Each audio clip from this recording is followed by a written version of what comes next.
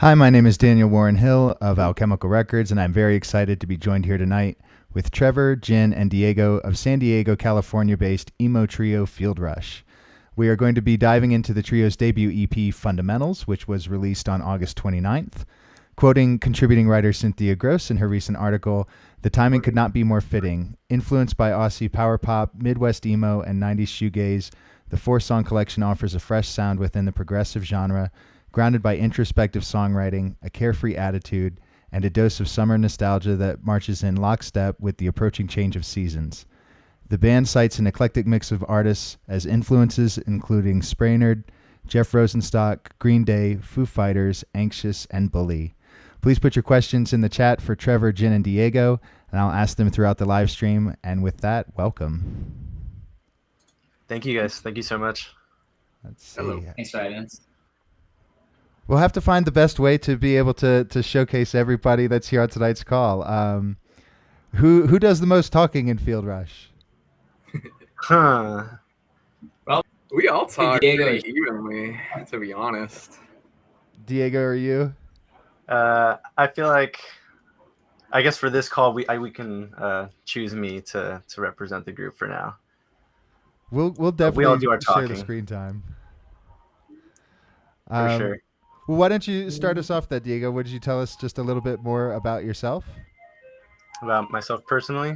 Yeah. Well, I'm 26. I've been playing in bands in San Diego for about 7 years now. And I feel like I really found it with this group. It's a 3-piece. I love playing the drums.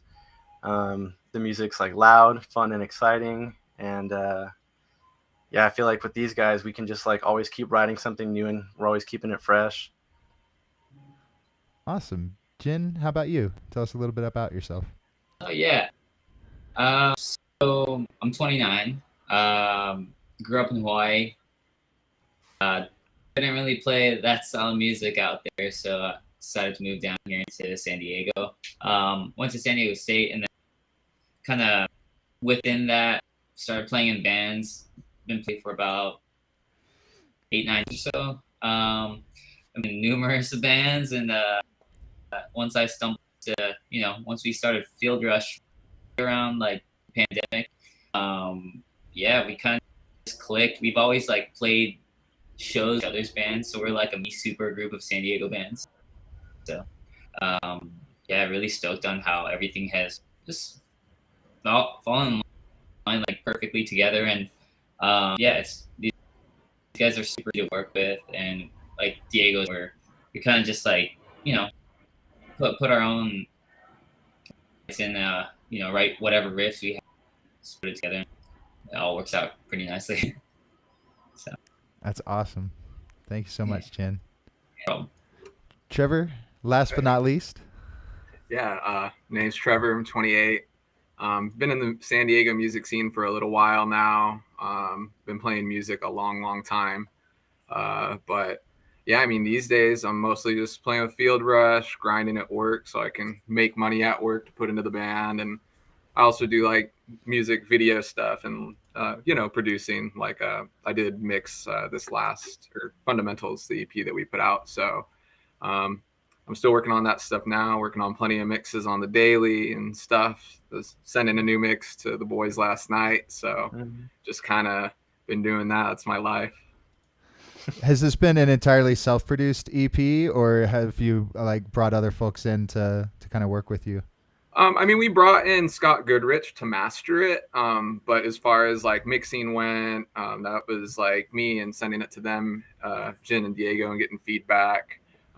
It's pretty self-produced all the way down to the album art, which is a photo that Jen took, and the graphics around the photo are graphics that Jen mocked up and designed himself. So yeah, we're very DIY in the sense that like outside of just like the visuals, like is in-house, the mixing and recordings in-house. I'm actually in where we recorded it. You can see like we've got this, and we got like a vocal booth and such, but kind of went all down in here. And even like just booking shows locally, like we've been playing shows that we've been putting together as well, at places that we have, personal direct contact with. So very, very DIY. That's exciting. I wanted to ask you all, you've been in bands in the past. So are there any lessons that you bring to Fieldrush that you've learned just from your years in the scene? Yeah, I think one of the things that like I learned that is very valuable to me that I think about quite a bit is like I forget which friend of mine I was talking to, but he was having a conversation with a more established artist who was telling him that it was dumb to book a DIY tour because like it's dumb to do that without creating a demand for your music first. But I mean, I have just kind of direct experiences that kind of went against that because with one of my other bands, Deep Yogurt, we did a completely DIY tour, which like, don't get me wrong, like it wasn't the most profitable thing, but it was just an amazing like life experience that I'll take with me forever. So you don't have to have all your ducks in a row to, you know, create completely timeless experiences and music and stuff like that. So I think it's just really important to know that like you can do anything at any time and it can be awesome. You don't have to do everything perfectly. Yeah, and kind of to add on to that, you know, I think just going to shows locally and then going to, you know, going on tour with my several previous bands. Like every band has their own little way things work. You know, some bands, all like every member work, you know, works their best to make it work. There's other bands where you feel like you're doing most of the work and the rest of the guys aren't. So, you know, with all that, just like with Trevor and Diego, we all are fair share amount of effort, and so it makes it a lot easier. You know, and just kind of whether it's, you know, going to local shows, watching touring bands through, just going out and like members. Like I play bass, so I'll talk to the bassist about their pedals, you know, and like, hey, like how do you get that sound out of that, you know, and like just chat them, and then eventually making this like weird network connection with people touring from all over. Mostly end up being on the East Coast and the Midwest, so it really helps out with you know, future gigs, or like they're like, yeah, whenever out on the East Coast, let's help you book some shows, you know. So I think it's important to keep those like I don't want to say networking, but like just make people that are touring, they're doing it, you know, and you want to be doing it, Lisa. Yeah. Yeah, and like what Jen said earlier, we all used to play in different bands, but play shows together. So at the end of the day, we're very interested in fostering like a sense of community here in San Diego, and really trying to just connect with not only bands locally, but bands out of state as well. You'll find that inspiration is one of the things, you know, we're trying to be here on the East Coast and create those relationships back and forth. Do you find it to be pretty open, like so far? I feel like Jen is probably the one that goes to the most shows out of all of us currently, so I'll let him touch on that. Yeah, I guess. Sorry, can you explain your question? I guess I'm just, you know, kind of curious, you know, does it feel like most of the bands that you meet are in the same kind of vibe, like the spirit of creating community and building network and bridging barriers across locations, I guess? Yeah, absolutely. I think most of the people that are touring these, I want to say like whether it's like big or, you know, maybe in the past, but like I feel like a lot of people are still, you know, grinding, playing these like local venues in San Diego that, you know, I go to shows for. Most of them are like-minded. I've rarely met bands that are very kind of closed off. And if you can sense it, you can sense it. And I'll just stay away. But we're all like most bands are very, very open and willing to just talk about any music related, or, you know, half the time they just want to chat to someone non-music related. So that's, you know, I'll always chat about like surfing or something. And yeah, let's spend some time there. What do you do when you're not trying to make, you know, new albums and EPs? Fair. For myself, I'm like a surfer. If I have this whole ton of surfboards over here, this is my whole music. I love going to record stores and collecting records. But otherwise, yeah, just surfing, skimboarding, anything water related. And yeah, I'll travel for that stuff, and like that's singing it. Yeah. Trevor, Diego, do you surf? Nah. No, I personally don't surf. Trevor, you own some surfboards though, right? Yeah, I have a couple of surfboards, but like I've probably been out like a dozen times. I've probably like stood up like and like rode a wave like on like 3 of those days. So like I'm really close to being able to do it, but I just I like can boogie board. Does that count? I don't see why not. oh, of course it counts. Jim boogie boards hella, dude. Yeah, but he could do I do. tricks. Yeah. What about pastimes or activities that aren't on a board, not on an instrument? Do you do any like camping, hiking? We're generally like outdoorsy people, but when I'm not, I'm playing a lot of video games or just either listening to audiobooks or motivational content. That's typically what I do on my pastime. Yeah, I have like in my Google Calendar, I have like for this next weekend, because I'm usually busy every weekend and I got kind of good at using my calendar to remember what I'm supposed to do. I have like a camping blocked out for the weekend, but like location TBD. So we'll see, because I like going out and doing that stuff and just like being out in nature and stuff. So I try to make an effort. Awesome. Jin? I mean, surfing is outdoorsy enough, right?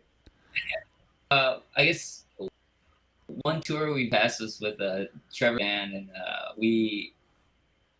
think along the way, I feel like half we just camped on the side of the road or drove off a trail and well. So we're pretty, we're pretty suited for that. Always about it. I think that's why I guess touring makes it so fun, So, but yeah. Otherwise, just work a day job and drinking a lot of coffee, and then I also do like graphic design on the side too. Just kind of side hustle, fun. Work with a lot of bands and for labels, and it's been fun. So. Very cool. Well, with that, how about we check out the first track, Nectarine? Is there anything that we need to know about Nectarine before we dive in? It was the first song we ever wrote together, played together, did it all together. So it's the very beginning. Yeah, I'm excited to dive into that at the end. That'll be good. Everybody can kind of listen to this knowing this is the first thing that y'all played together. I actually had thought maybe, it was, it is the first track. I think I'd gotten it confused with the next track we'll check out, which will be Space Program. But without further ado, let's dive into the wonders of Nectarine.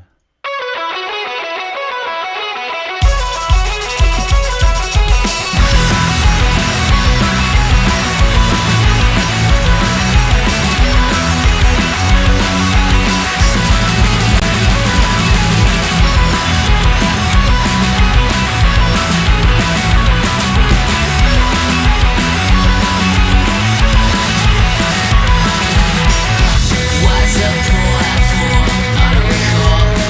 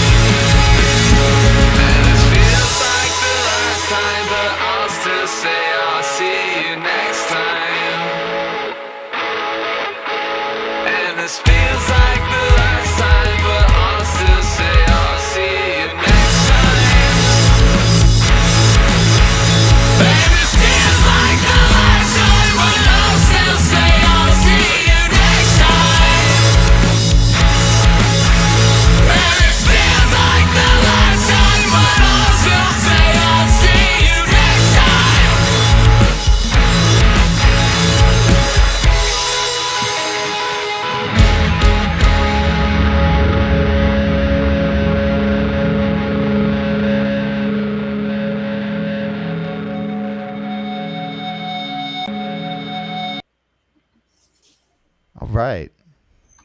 Welcome back. If you're just joining us, we just listened to Nectarine by Fieldrush off their debut EP, Fundamentals. Put your questions for Trevor, Jen, and Diego in the chat, and stay in touch with the band on their Instagram at fieldrush.usa. Had to get the whole USA, huh? They didn't have the San Diego. The San Diego one was taken. No. Yeah, how do you choose that, Jen? Yeah. I was like, we could do S. There's SD and CA that I've done in my past bands, and you know what? We're more than that. Just wanted to get Going everyone national. involved. Yep. So, that was a lot of fun. Obviously, Fundamentals is like a hard-hitting EP, like all around. It takes listeners on a journey into your worlds. What was it about Nectarine that stands out as the best like representation of Fieldrush's sound as kind of the leading single?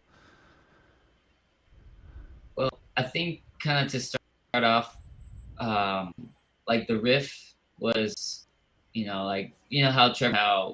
was a very collaborative piece, and riff was something that I just wrote in my room one day. I play guitar roughly, but I could come up with riffs and licks and stuff. So, but yeah, and then Trevor, and I was like, this is definitely like a jam. And at the time, I was listening to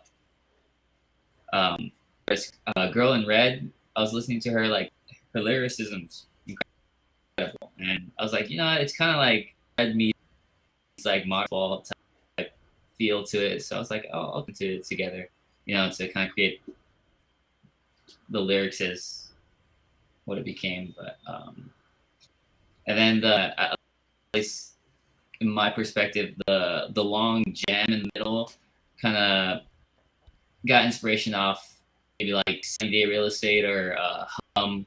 How there's on how long a song could be. Jam it out for a minute and then come back to it. And I know Trevor and Diego are big fans of having short songs like Joyce Manor and stuff. So like we all kind of just put our twist all together, and I was like, wow, these guys are down to jam this thing. Cool, let's do it.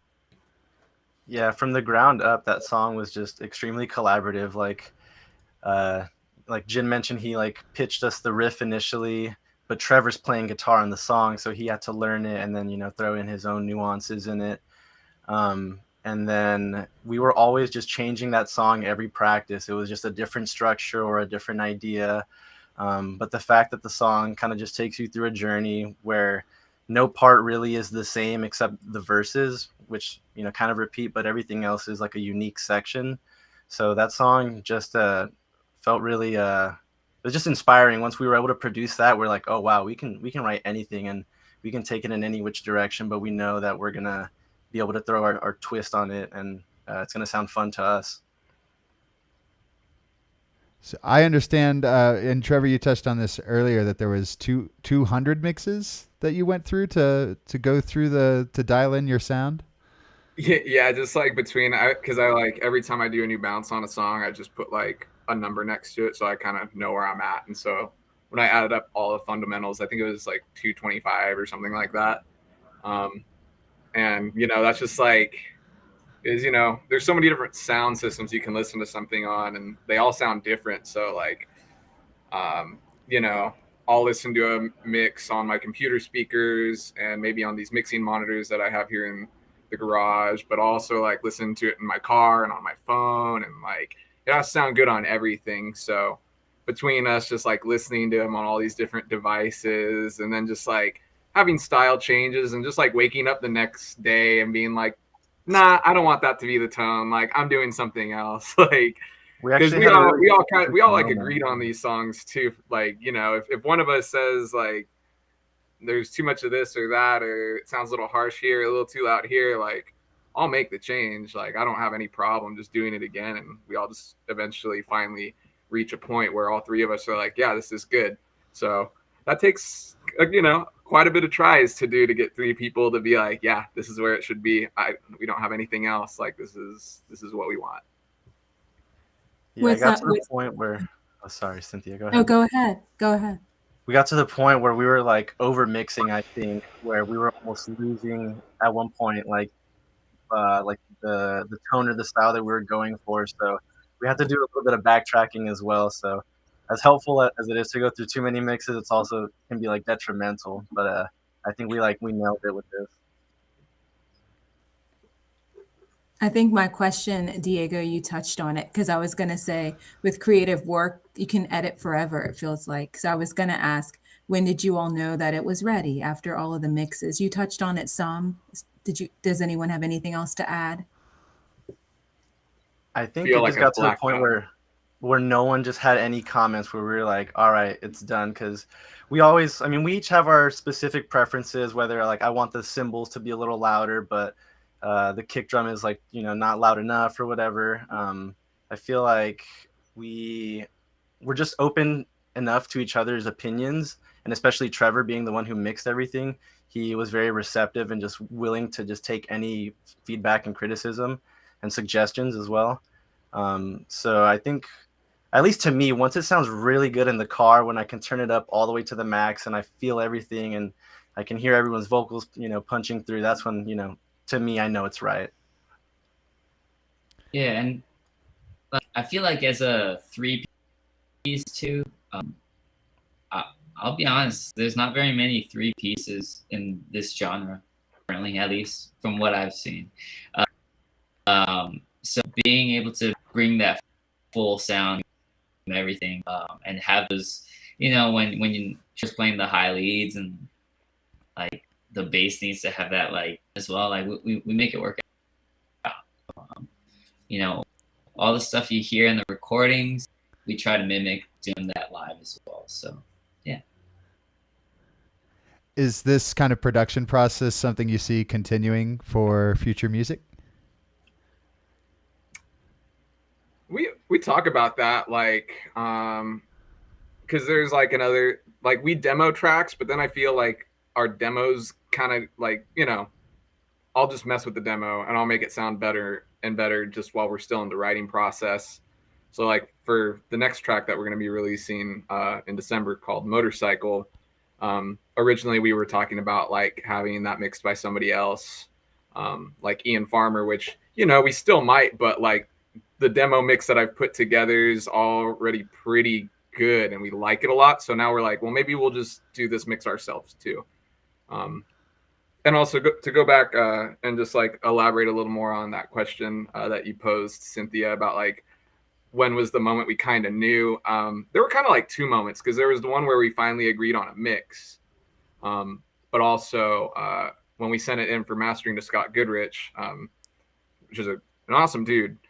He had mixing suggestions as well that he just like, free advice, like very specific, like oh, like in the vocals there's like kind of a lot at 10K, which like if if you're okay with that, that's cool, but you might want to bring that down, or like I think the cymbals sound a little glassy, you might want to try bringing it down at 5K, and just like a couple comments like that made us kind of like not take a step back, but we were like, okay, cool, like give us a couple days, we'll get you another mix.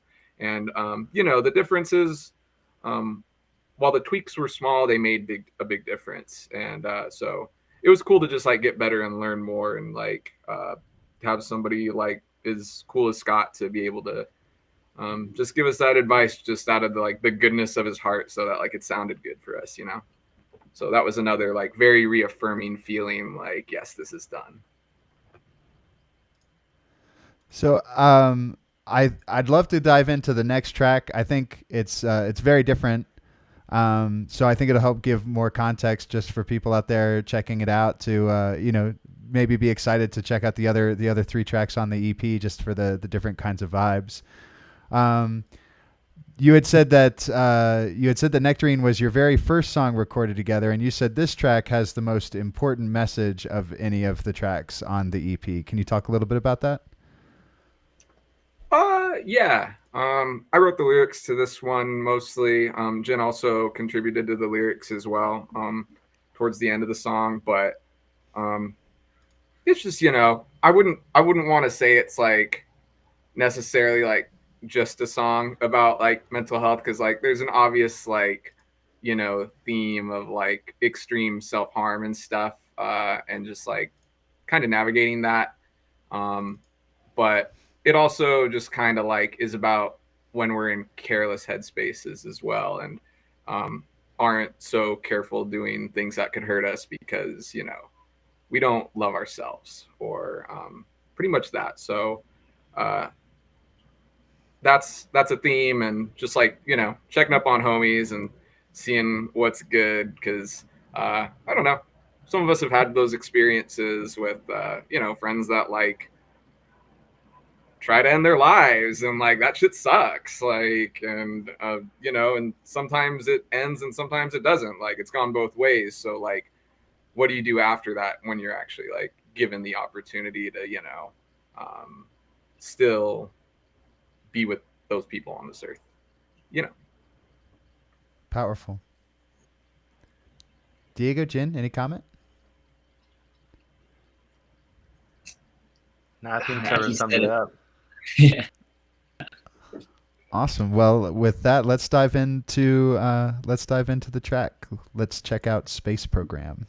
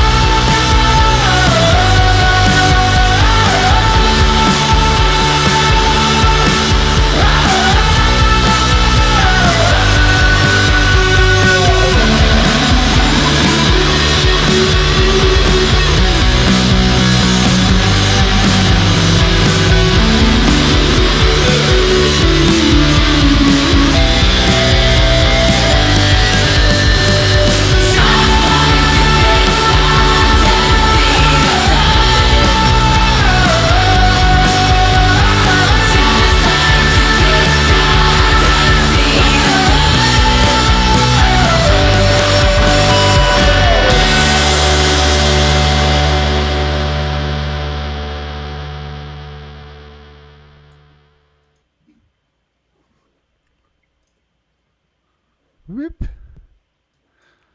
All right. Thank you so much for writing these tunes. I think they're awesome. So I'm kind of get a little giddy over them. Pardon me. Oh, thank you so much.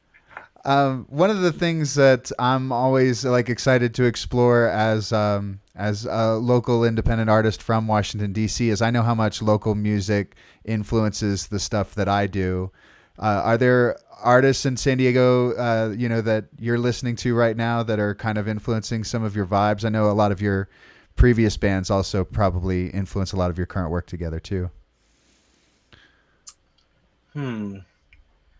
As far as San Diego bands, I'm not entirely sure, because I feel like we just draw from so many different inspirations and from so many different generations as well. So it's really kind of hard to put a pin on something like that for me. But I feel like just There's a lot of bands here in San Diego that I've been very just moved by their live performance and just like the kind of energy they inject in their music. And so I feel like that's just what I always try to bring to Fieldrush, especially when we play live, is to just play loud, play big, to just go all out and really make a connection with the other guys on stage while I'm performing. And hopefully that translates to the recorded version of the song as well. Yeah. But I guess a big reason why I came out from Hawaii was just obviously you got the beach, but the scene at the time was pretty thriving.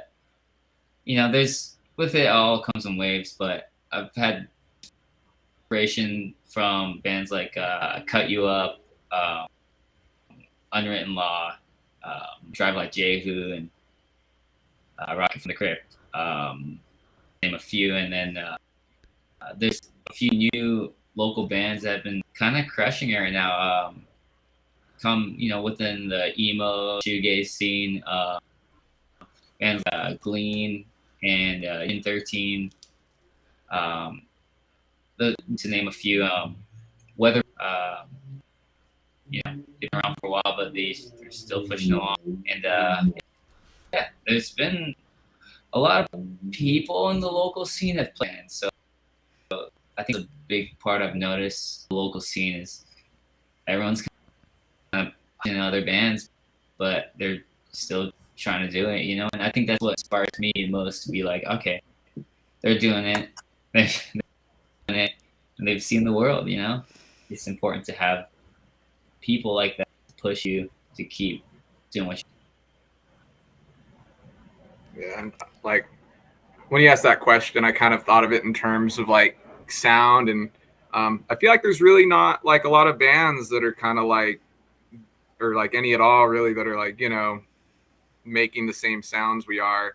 But there are bands that are like, that kind of fit into that community mold, I guess you could say, that like complement us, or we complement them well. So like Jin mentioned Glean, like we're a couple bands that go well together, and we have a different sound. They're a little more like on the hardcore 90s side, and we don't have as much hardcore 90s in us as they do. Or like another band is like Small Talk, which is like another emo band in San Diego, where there's not too many emo bands, but their approach is a little different sound wise as well. And like we played shows and we complement each other well, but it's not saturated. Like it's not like going to a San Diego surf rock show where like 3 out of the 4 bands sound like almost the same, which is kind of has been a thing here in the past, not so much right now, to be honest. So I feel like we're carving out a nice little pocket where like people can come to these shows with bands that like they'll like the sound of, but everyone actually has like something unique to them that sets them apart from the others. So, but could still be on the same playlist cohesively. So it's cool to like see that forming and like be part of that community, and like just playing shows and becoming friends with these people, especially post pandemic, when like we all came back and we're like, so who's still a band, who still plays music, who still lives in San Diego, like. Well, go ahead, Cynthia. Oh, were you continuing on that thread, Daniel? Because I don't want to shift. I'm not sure if it's on the same thread. Go ahead. I wanted to ask a question to you all about Space Program. I think Trevor, you had talked about how it deals with mental health and other challenges as well. So I just wanted to ask, kind of during these changeable times that we're in, of course, your music serves others and serves you as well. But what kind of beyond your music would you say keeps you all grounded or centered? That's a big question. Like, does anyone want to take the reins on that one while I think about it? I feel like, well, you said besides music, right? And it can include, but I'm assuming that music is one avenue, right? That you're pouring into that. Sure. So I think you can speak to music, and then if there's anything else as well. Yeah, well, as a drummer, for me, just having the visceral experience of just playing drums is such a release for me. So it's definitely something that helps keep me grounded. But I also practice meditation from time to time as well, and just other positive mental health habits. So yeah, music for me is definitely one of the things that keeps me grounded, because outside of work, I try to occupy most of my free time with this band or other projects that I have. So it's definitely the main thing that's keeping me going for sure. Um, yeah, and then as for me, I guess staying active, like what you know, obviously musically everything, but just physically active has been keeping my mind sane. At least, you know, like Trevor has said, you know, space program has a piece in all of us, you know, and I've had pass in the past couple of years, even during the pandemic, and it's you know, it just gives a better perspective of like, all right, uh, what's gonna keep me along, you know. And I feel like when I'm, you know, sitting at home, I'm like, yeah, I think I'll go for a walk, or I'll go, you know, even just take a dip in the ocean. Like it's the most beautiful, like, that's my meditation. Kind of like the, like you know, just being in the water, and you'll have dolphins swim up to you, and you'll have whales and lichens flying through, and it's like, wow, there's so much life out here, and it's beautiful, and they're here with you, and yeah, you kind of don't feel like you're alone in a way. So important to have those effects, you know, being able to go outside and yeah, just reconnect, feel the sun. That's kind of, you know, Some grass. you forget to see the sun. You forget, you cloud yourself. You know, you just got to go outside and just see it. You know, and just, whether you can see it physically or not, like you just got to feel. You know? Yeah. And like, it's funny, like thinking about these practices, like even in the moment, it's like something that's like really important, because like I don't like see a therapist regularly or anything, even though I have, and I feel like I have a pretty good like handle on myself personally, and like understanding who I am and stuff. But you know, like I feel like I've really dealt with like stress and anxiety before, to where like you feel it in your chest, like your chest literally hurts. Like I've literally been in the place where I've like I think I'm having a heart attack right now. I think I am. And you go and they're like, no, you're fine. And I'm like, you know, I gotta like make sure I get enough sleep, and like make sure that I just like do things in real life, because sometimes like just thoughts can like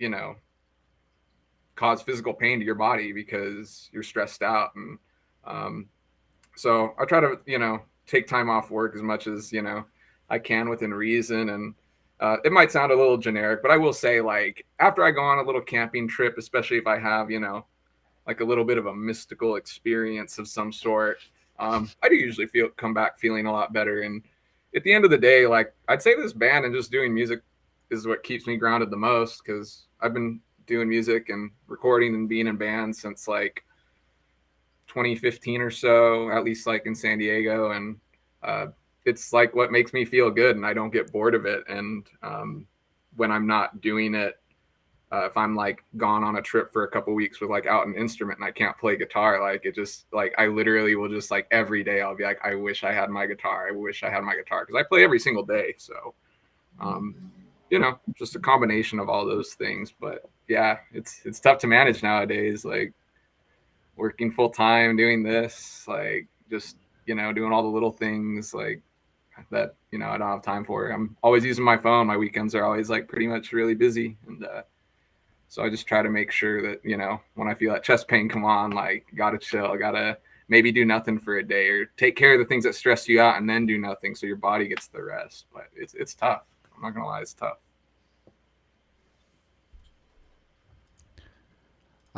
Well, I think definitely now we're more open to self-care as kind of the coming out of the pandemic, more than ever. Like the conversation is there.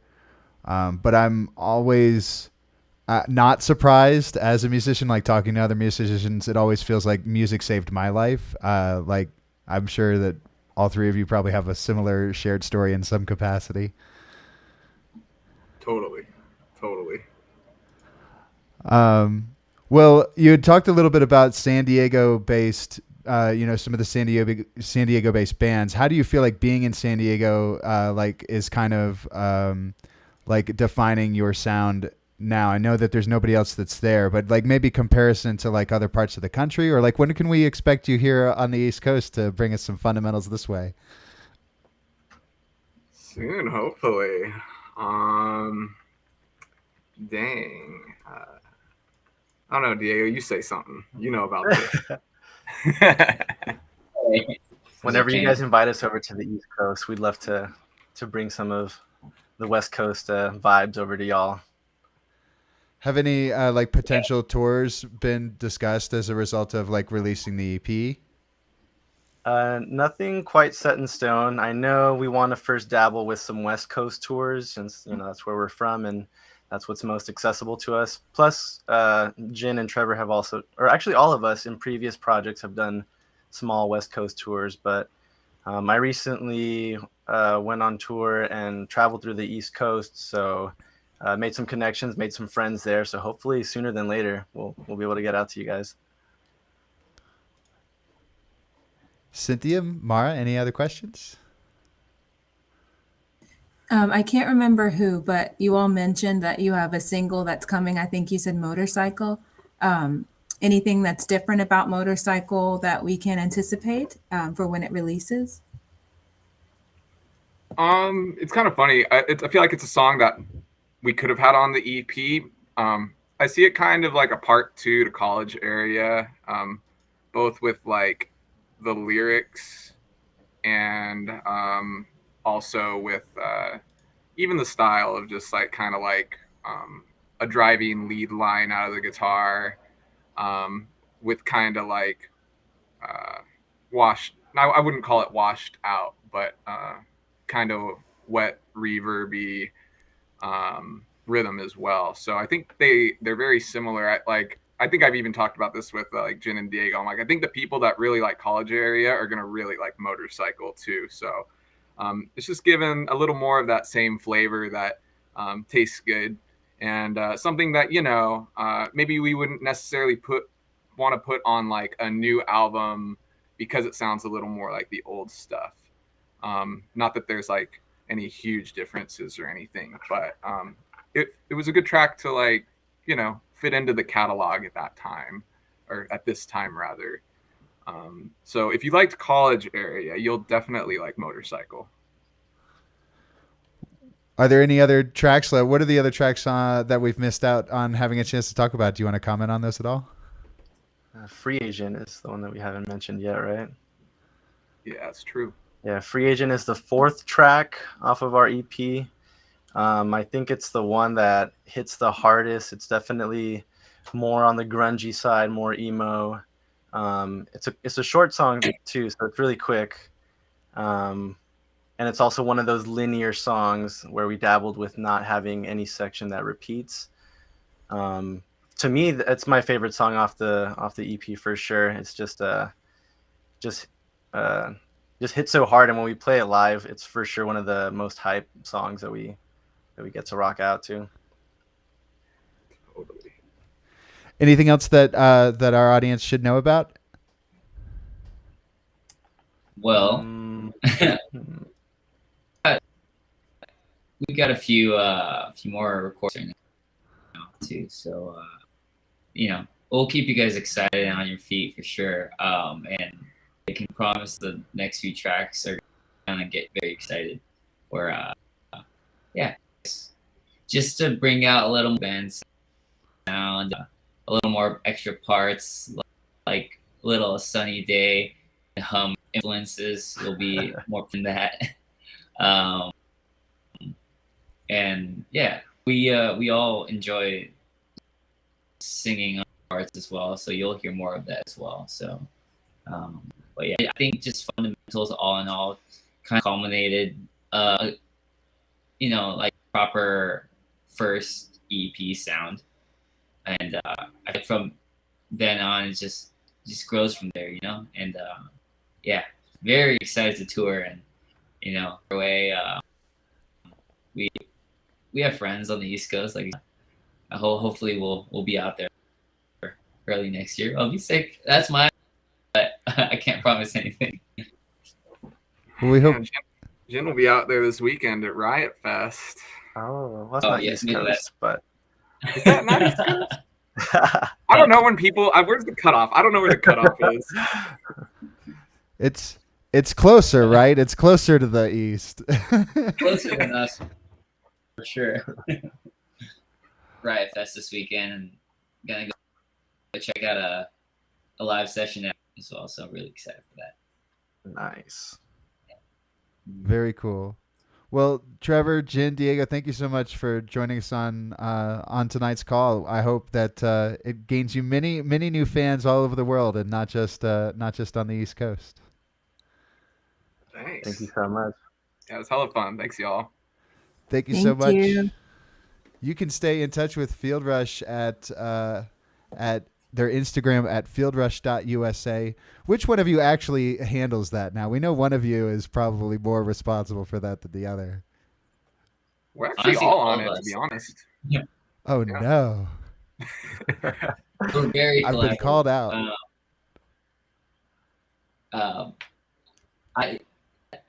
I will say that Trevor and Diego are better at stuff. I'll just drop little doodles and just post it, and I'm like, all right, take it away. So maybe it'd be a good idea if somebody has a question they didn't think of during the chat to message you directly on Instagram, and then whoever they direct it to will know that you'll actually be the person to see it, or be one of the people that will have a chance to see it and respond.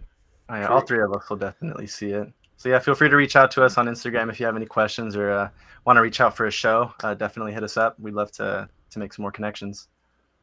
Awesome. And you can stay in touch with Alchemical Records at alchemicalrecords.com. We're also launching our in-print zine, which we're very excited about, launching next month. So you can find out more details about that at alchemicalrecords.com/magazine.